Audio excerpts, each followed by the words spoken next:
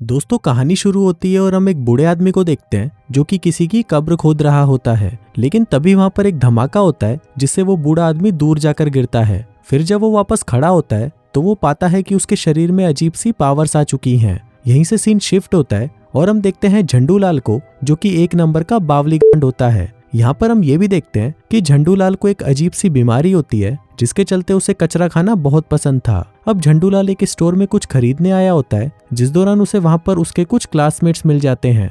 वो झंडूलाल को परेशान करने लगते हैं, लेकिन तभी वहां पर झंडूलाल के बचपन की दोस्त शर्मीली शीला आती है और उन लड़कों को झंडूलाल से दूर रहने के लिए कहती है। लेकिन वो हरामी कहाँ मानने वाले थे, जिसके बाद एक लड़का झंडूलाल को उठाकर सीधा कचरे के डिब्बे में डाल देता है। अब इससे पहले कि वो उसके साथ थोड़ी और गंडमस्ती करते, उस शॉप की ऑनर वहां पर आ जाती है और उन्हें गालियां देकर वहां से भगा देती है। अब शर्मीली शीला को झंडूलाल पर तरस आ रहा था तो वो उसे कहती है कि मैं तुम्हें स्कूल तक लिफ्ट दे देती हूँ। लेकिन तभी उसकी दोस्त गरम गुलाबी उसे मना कर देती है, क्योंकि वो झंडूलाल को बिल्कुल भी पसंद नहीं करती थी।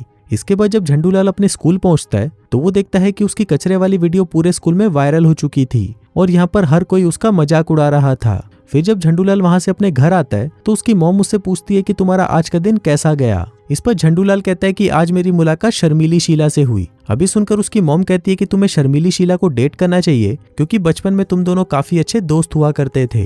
वहीं हम शर्मीली शीला को देखते हैं जो कि अपनी और झंडूलाल की बचपन की फोटोज देख रही होती है, जिससे हमें पता चलता है कि शर्मीली शीला भी मन ही मन झंडूलाल को पसंद करती थी। इसके बाद हम बाबा आतंकी को देखते हैं जो कि एक जगह पर बैठकर काला जादू कर रहा होता है, और ये जगह वही थी जहां फिल्म की शुरुआत में वो बूढ़ा किसी की कब्र खोद रहा था। वहीं घर पर हम झंडूलाल को देखते हैं जो कि ज्यादा कचरा खाने की वजह से बीमार पड़ गया था। तभी डॉक्टर उसकी मॉम को कहता है कि अगर ये बूढ़ी वाला ऐसे ही कचरा खाता रहा तो जल्दी ही एक कुत्ते की मौत मरेगा। इसके बाद हम एक पाखंडी निर्मल बाबा को देखते हैं जो कि आसपास के लोगों को इकट्ठा करके बता रहा होता है कि मेरे पास भगवान की बहुत सारी शक्तियां हैं और इन शक्तियों से मैं किसी को भी ठीक कर सकता हूँ। वहीं उन लोगों में हम एक बूढ़ी औरत को देखते हैं जो कि ठीक से चल भी नहीं सकती थी। फिर वो निर्मल बाबा के पास आती है और कहती है कि बाबा मेरे पैरों में बहुत दर्द रहता है। तभी निर्मल बाबा उसके पैर पकड़ता है और अपनी शक्तियों से उसका सारा दर्द ठीक कर देता है। अब वो बुढ़िया बिल्कुल ठीक हो चुकी थी, जिसको देखकर सभी लोग हैरान हो जाते हैं और तालियां बजाने लगते हैं।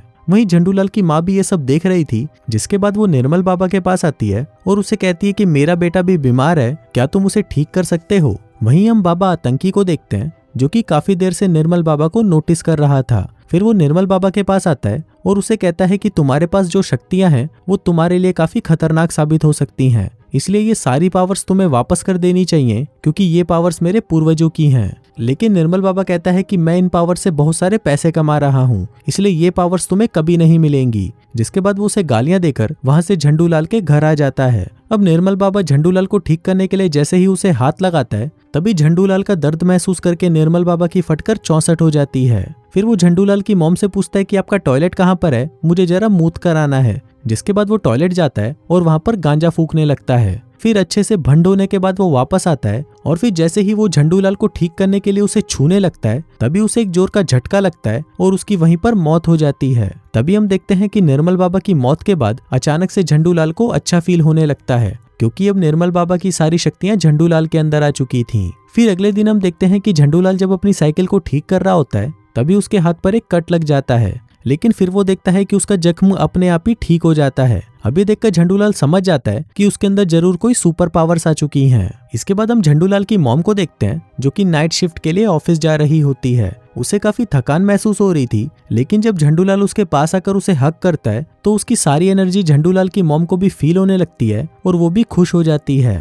इसके बाद झंडूलाल टाउन में जाता है और वहां पर वो शर्मीली शीला और उसकी दोस्त गरम गुलाबी से मिलता है। यहाँ पर शर्मीली शीला झंडूलाल की एनर्जी देखकर कहती है कि आज तो तुम काफी अलग लग रहे हो। अब वो दोनों बातें कर ही रहे होते हैं कि तभी वहाँ पर जोगिंदर जहरीला आ जाता है और उसको परेशान करने लगता है। वो झंडूलाल के पेट पर एक मुक्का मारता है, लेकिन इससे झंडूलाल को तो कुछ महसूस नहीं होता, बल्कि जोगिंदर जहरीले को ही चोट लग जाती है, जिसका मतलब था कि अब कोई भी झंडूलाल को मार नहीं सकता। अब जोगिंदर जहरीले को और भी ज्यादा गुस्सा आ जाता है और वो एक लकड़ी उठाकर झंडूलाल को मारने लगता है, लेकिन इस बार भी झंडूलाल की चोट जोगिंदर जहरीले को ही लगती है। अभी देखकर झंडूलाल बहुत खुश हो जाता है और जोगिंदर जहरीले से कहता है कि तुम्हें जब भी मुझे मारने का मन करे तो मुझे मार सकते हो। अब ये देखकर जोगिंदर जहरीले की फटकर 464 हो जाती है और वो वहां से भाग जाता है। फिर घर आते वक्त झंडूलाल एक जॉब की वैकेंसी देखता है और उसे ज्वाइन कर लेता है, झंडूलाल आज बहुत खुश था, इसलिए वो अपनी मॉम के पास आता है और उन्हें सब कुछ बता देता है। इसी दौरान उनके घर पर जोगिंदर जहरीले का बाप आता है और झंडूलाल की माँ को कहता है कि ये पॉसिबल तो नहीं,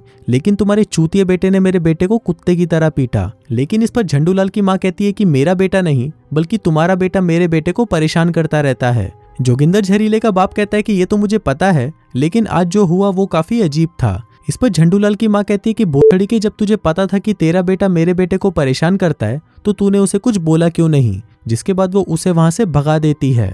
फिर झंडूलाल की माँ उससे पूछती है कि क्या तुमने सच में जोगिंदर जहरीले को मारा था। झंडूलाल कहता है कि मैं आपको यही तो बताना चाहता था। जिसके बाद वो उन्हें उसको पिंच करने को कहता है। फिर उसकी मॉम जैसे ही उसे पिंच करती है तो इसका दर्द उन्हें ही होता है। फिर झंडूलाल लाइटर से अपना हाथ जलाने लगता है, लेकिन इससे भी उसे कुछ नहीं होता। जिसके बाद वो दोनों डिसाइड करते हैं कि ये बात वो दोनों किसी को भी नहीं बताएंगे। फिर अगले दिन जब झंडूलाल क्लास में होता है तो उसे वहां पर शर्मीली शीला का हेयर बैंड मिलता है, जिस पर लगे स्टिकर को वो खा जाता है। फिर वो उस हेयर बैंड को शर्मीली शीला को वापस दे देता है और सोचने लगता है कि वो शर्मीली शीला के साथ दबा दबा कर मजदूरी कर रहा है। जिसके बाद उन दोनों के मजदूरी कार्यक्रम को शर्मीली शीला की फ्रेंड गरम गुलाबी भी ज्वाइन कर लेती है।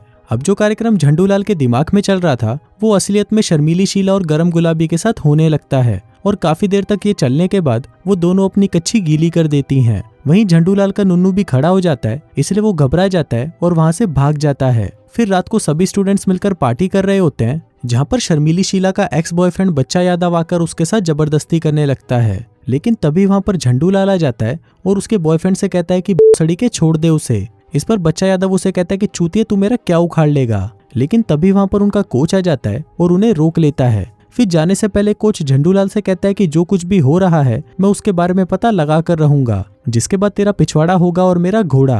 अब पार्टी खत्म हो जाती है और झंडूलाल साइकिल से अपने घर जा रहा होता है। तभी वहां पर बच्चा यादव और उसके दोस्त उसे देख लेते हैं, जिसके बाद वो उसकी गांड मारने के लिए उसके पीछे पड़ जाते हैं। तभी भागते भागते झंडूलाल अपना बैलेंस खो देता है और उनकी कार के नीचे आ जाता है। लेकिन तभी हम देखते हैं कि इसका असर कार चलाने वाले के ऊपर होता है और झंडूलाल की जगह उसकी मौत हो जाती है। वहीं झंडूलाल को भी काफी चोटें लगी थी, लेकिन वो जल्दी ही ठीक हो जाता है। तभी वहां पर शर्मीली शीला और गरम गुलाबी भी पहुंच जाती हैं, जिसके बाद वहां पर पुलिस आ जाती है और उनके साथ ही झंडूलाल की माँ भी। पुलिस उनके दोस्तों से पूछती है कि आखिर यहाँ पर हुआ क्या था, लेकिन वो सभी हरामी झंडूलाल पर ही इल्जाम लगा देते हैं और कहते हैं कि झंडूलाल ही जानबूझकर कार के आगे आ गया था और वो हमारा एक्सीडेंट कराना चाहता था। लेकिन वहां पर शेरिफ उनकी बात नहीं मानता और वो झंडूलाल से जाकर पूछताछ करने लगता है। वहीं झंडूलाल उसे बता देता है कि इन्होंने जानबूझकर भाई की तरह मेरे ऊपर कार चढ़ाई थी। अब पुलिस को ये एक एक्सीडेंट लगता है, इसलिए वो इस केस को बंद कर देते हैं। इसके बाद हम बाबा आतंकी को देखते हैं, जो कि निर्मल बाबा की कब्र पर जाता है। वो देखता है कि उसकी कब्र पर कुछ फूल लगे होते हैं, जिनको उठाकर वो उन पर काला जादू कर देता है। वहीं दूसरी तरफ स्कूल में वो सभी लड़के झंडूलाल पर नजर रखने लगते हैं, क्योंकि अब बच्चा यादव यहाँ पर अपने दोस्त की मौत का बदला लेना चाहता था। वहीं शर्मीली शीला और झंडूलाल भी साथ बैठकर बातें कर रहे होते हैं, जिस दौरान शर्मीली शीला उसे बताती है कि इस फ्राइडे को भाई की नई मूवी लग रही है। अब क्योंकि झंडूलाल भाई का डाई हार्ड फैन था, तो वो शर्मीली शीला से पूछ लेता है